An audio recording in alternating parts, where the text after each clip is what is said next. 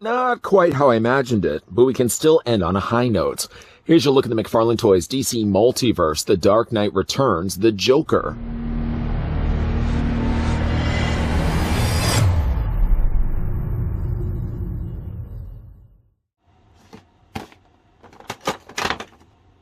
Once a small-time crook, the Joker fell into a vat of chemicals that turned his skin white, his hair green, and his lips red like a crazed clown. His crimes have always involved pranks and jokes, ending with twisted punchlines that are only funny to the Joker. He may look like he's clowning around, but this guy is bad news for Batman in Gotham City.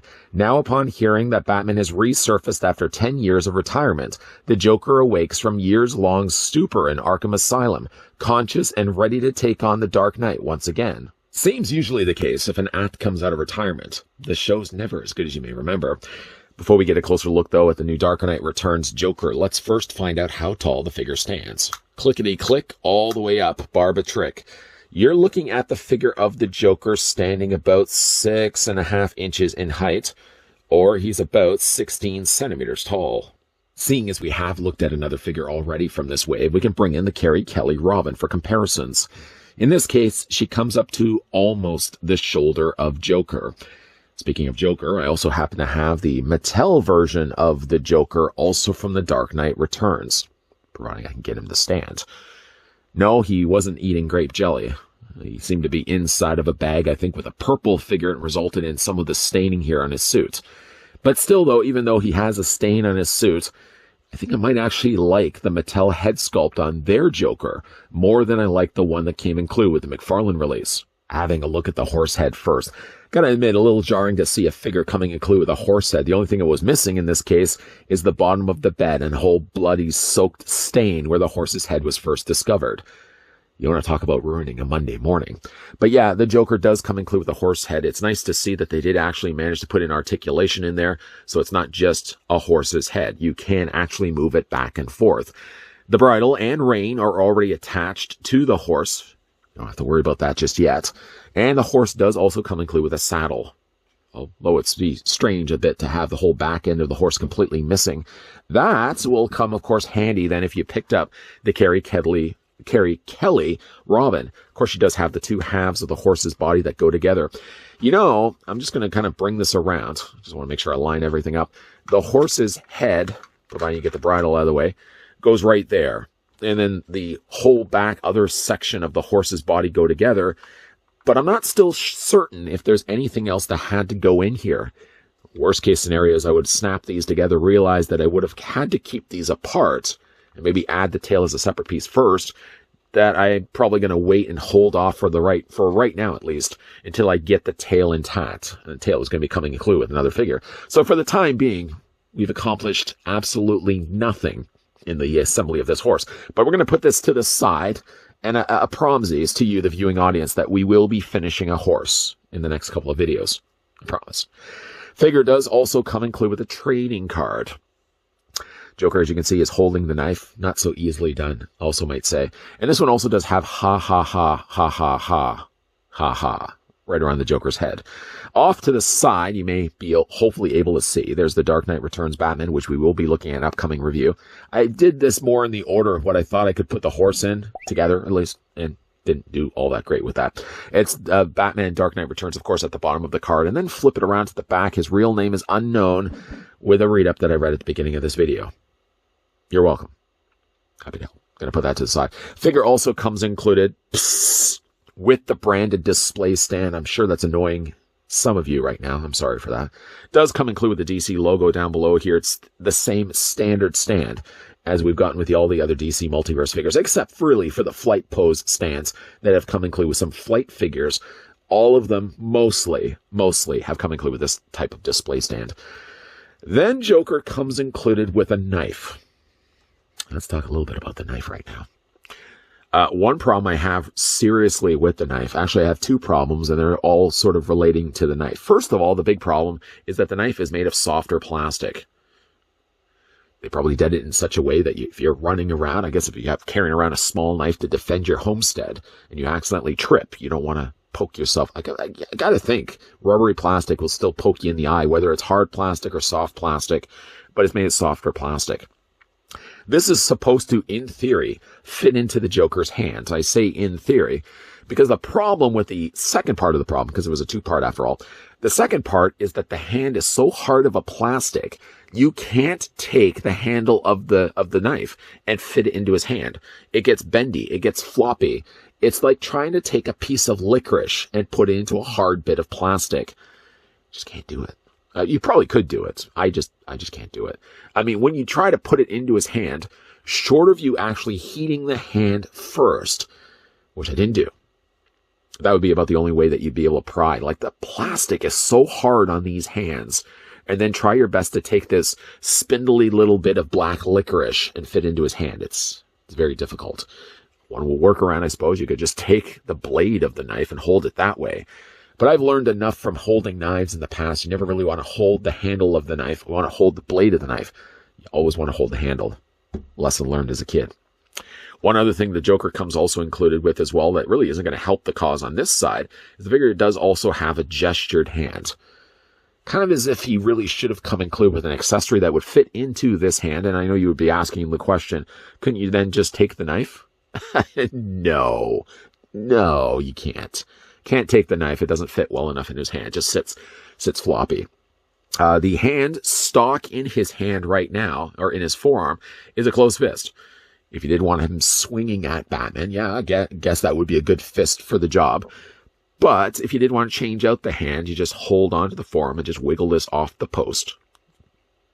Everything, again, is hard plastic on this guy. Just wiggle this off and remove it from the post. There we go. Probably a few little bits of flake paint will fall off in the process, and then we just replace it with the hand that we want to use. So yeah, you got Joker with a gestured hand if you want instead. The thing I'm a little disappointed about for this particular figure, if you've ever read the comics or the follow-up animated movie, why didn't this figure come included with an alternate head sculpt? Because at some point over the course of him battling Batman, he gets himself a batarang lunged in his face, more specifically this eye right here. I really wish that this could have been an opportunity that they could have included a secondary head sculpt that would have had the batarang lodged into his eye. I gotta believe, ...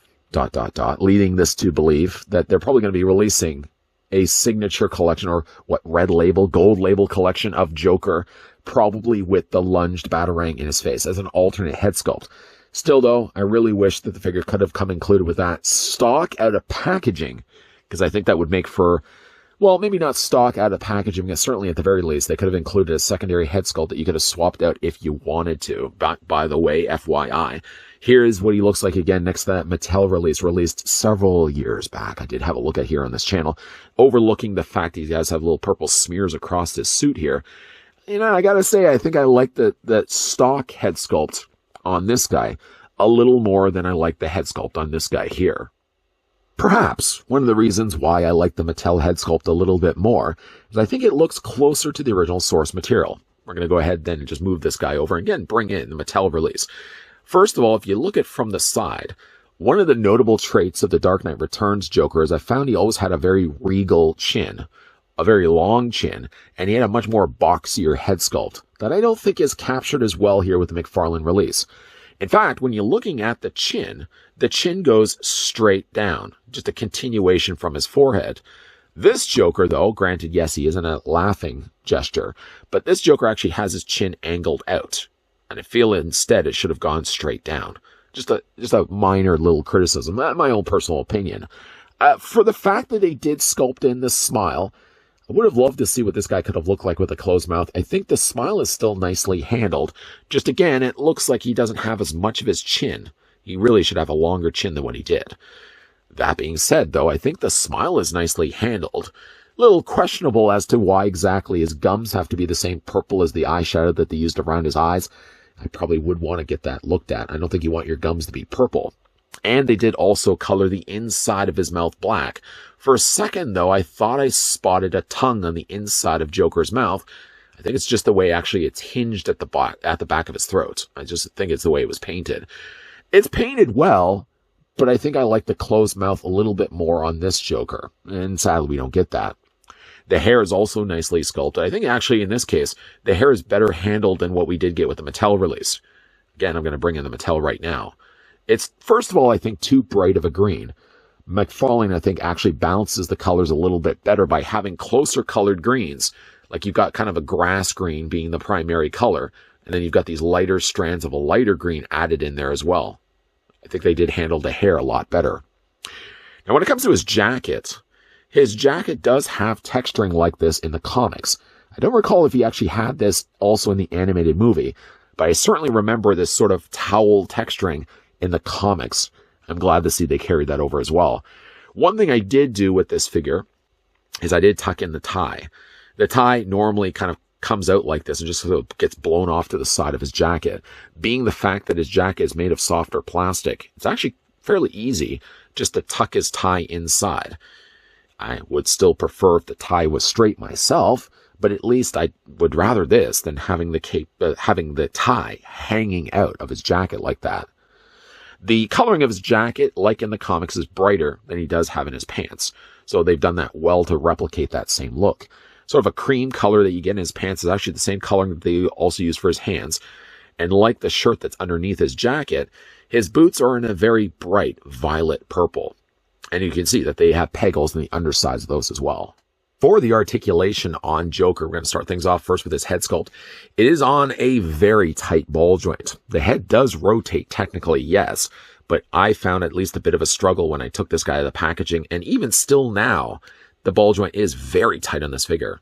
What's interesting is also his hair is a softer plastic. I don't know why specifically it's a separate piece altogether and they didn't just mold it all together, but yeah, the hair is separate from the face. Maybe that's something that's going to get used later on for a different figure, and that's why the hair has to be a separate part. I don't really know. The head does angle back and forth, but again, it's really tight on this figure. Going to bring out the shoulders as they do comfortably come out at a 90-degree angle bend. You can, of course, take the arms and rotate those all the way around. The jacket is soft plastic, after all. The figure doesn't have any possession of a swivel bicep, but he certainly does have a double hinge elbow, although it's just tight on my figure, but he does have it. Hands rotate all the way around. You can also hinge those back and forth. Talking about his torso, now his torso still has a ball joint, even though he's encased inside this softer plastic. The figure does still possess an upper torso ball joint. One correction I did want to make from what I said earlier into this review, he does actually have a smoother jacket also in the comics, but I think when he's wearing this type of jacket, he's got darker colored slacks, kind of being closer to a darker gray than this cream color. Correct me if I'm wrong. But the articulation here on the figure, he still has your standard articulation for the interior of the thigh that allows the figure's leg to hinge forward, hinge back, and there's a mild swivel at the top there as well. Figure only possesses a single hinge on the knee, and it's really tight every single time I do it, to the point where it almost makes me nervous that it's going to snap while I'm doing it, especially when you do something like that. And of course, when it comes to the figure's feet, they move back and forth this way, and a nice ankle pivot with toe articulation added in there as well. As solely a DC Multiverse figure release, I don't mind the look of this Joker, but one that's tied directly to The Dark Knight Returns, I feel it lacks something of the characteristic traits of the Clown Prince of Crime. They've got the jacket and the pants, for the most part, fairly accurate. I would have maybe, if anything, darkened the color of his slacks to be more of a closer gray coloring, but I like everything about the Joker, sort of except for the head sculpt. I like the smile that they put on his face for just a regular Joker, but I think if you're going to land the characteristics that the Clown Prince of Crime had in The Dark Knight Returns, then yeah, Joker should have a more boxier face, a more elongated jawline that this Joker just doesn't pull off successfully. I like the smile that they sculpted on his face, but I gotta ask the question how much better this figure would have looked like if he had the closed mouth. I continue to compare this one over to the Mattel, but Mattel deciding to have a closed mouth release on theirs actually, I think, looks closer to the Dark Knight release than what we get here with the McFarlane. I mean, for the most part, he does things well enough, but the head sculpt, I think, is just not quite checking off enough of the boxes to look like the Dark Knight release. What do you guys think? Let me know in your comments in the comment section down below whether you think this looks enough like the Dark Knight Returns Joker, or like myself, you feel like it's also missing a little something in the head sculpt. Also, if you are new to this channel, you're enjoying the content that you're seeing, make sure you hit the subscribe button down below. Turn on the bell notification and keep making sure your peepers are peeled. While we have wrapped up the review of now Robin and Joker, we're going to continue building a horse. of course, as we have a look at the rest of the figures from this wave. As always, thanks for watching. See you guys next time.